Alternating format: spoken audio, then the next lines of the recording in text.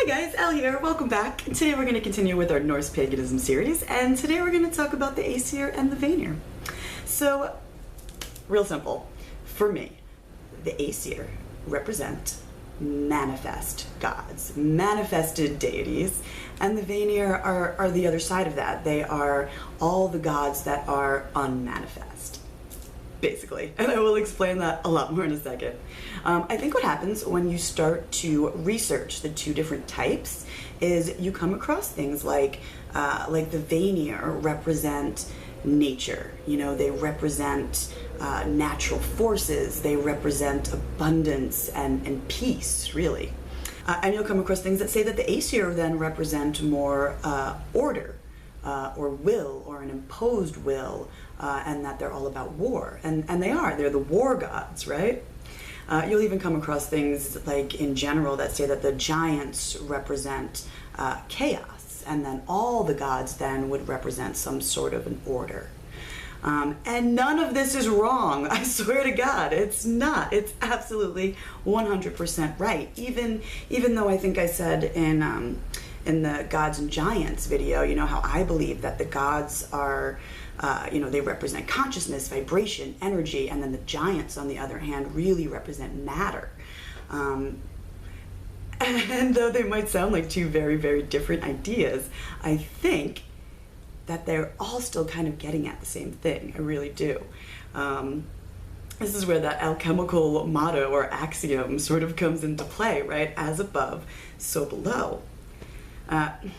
Bear with me for a second. This is the only example that I can sort of think of right now. I am a fan of the band Tool. And they have a lot of songs that, most of their songs really, I think that they get at a lot of these great spiritual concepts. I love the band for that, and I love the music, and it's wonderful.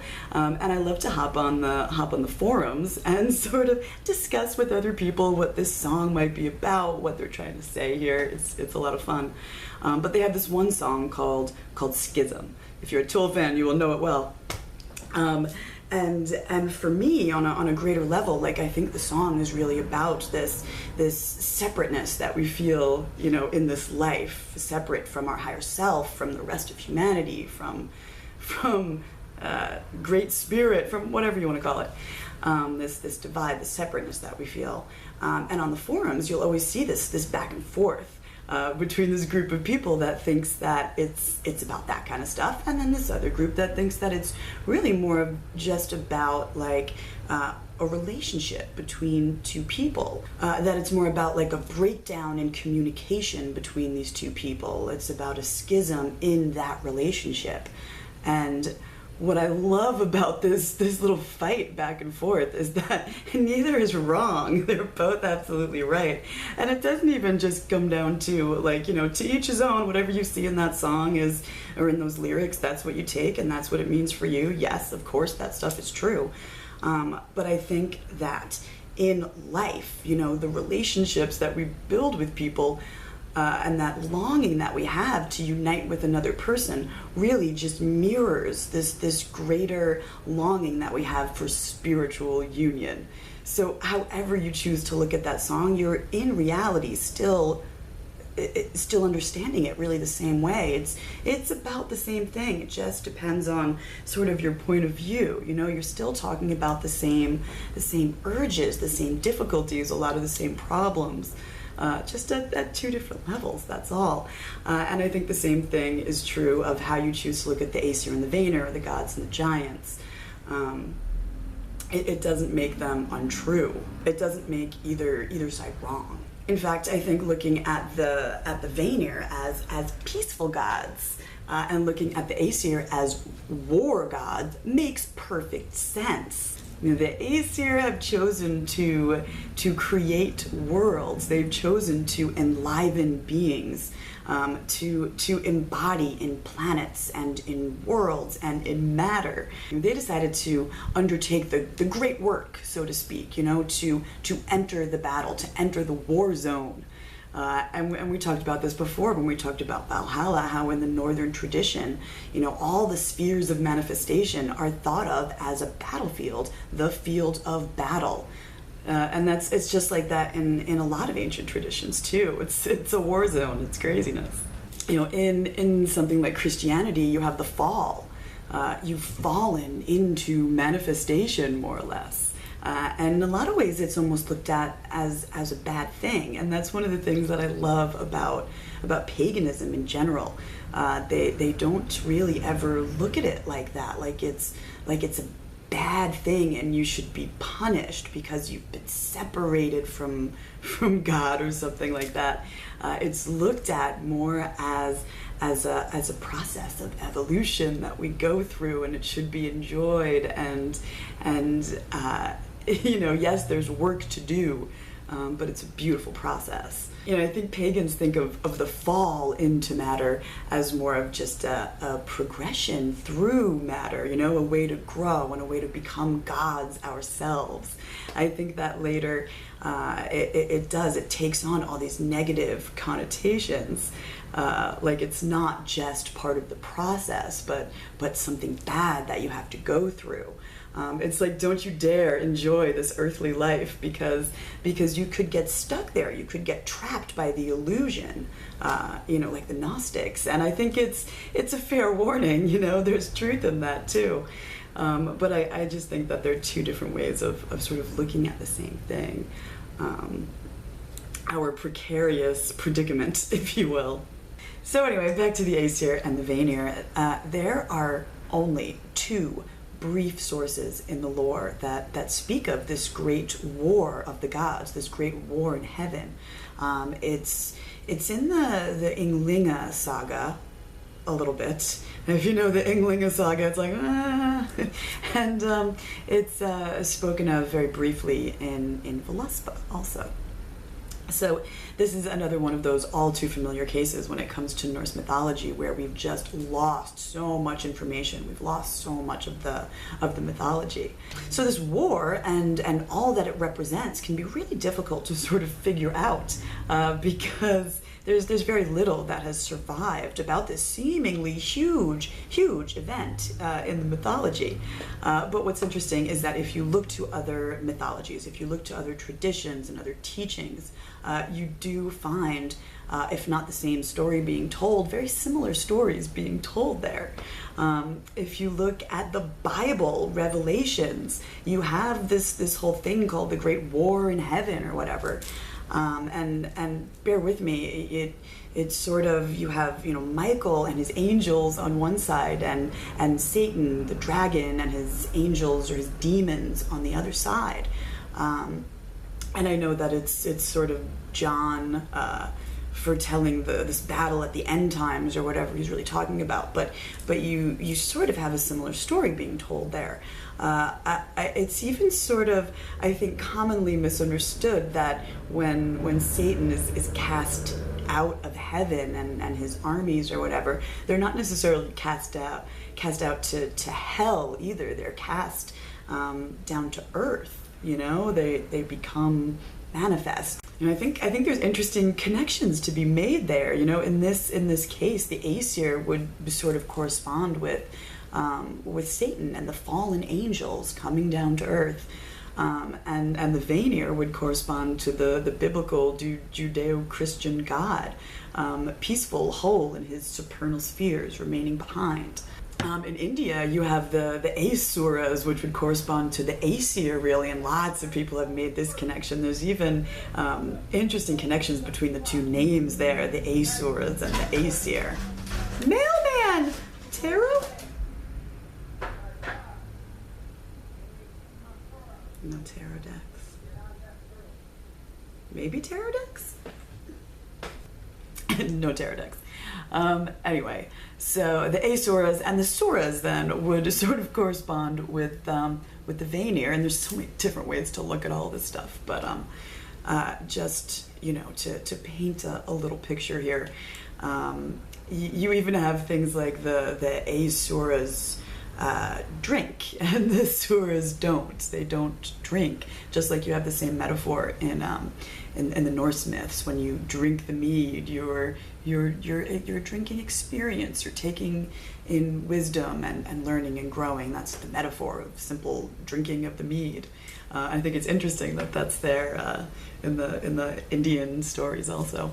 The stories even speak of a great war between the asuras and the suras, and how it's the asuras that create the world, and that they reside or live in the lower worlds, the lower spheres of manifestation, the underworld. It's even said they live more in the underworld. But that it's the suras that maybe remain behind, unmanifest in these greater, higher spheres of life.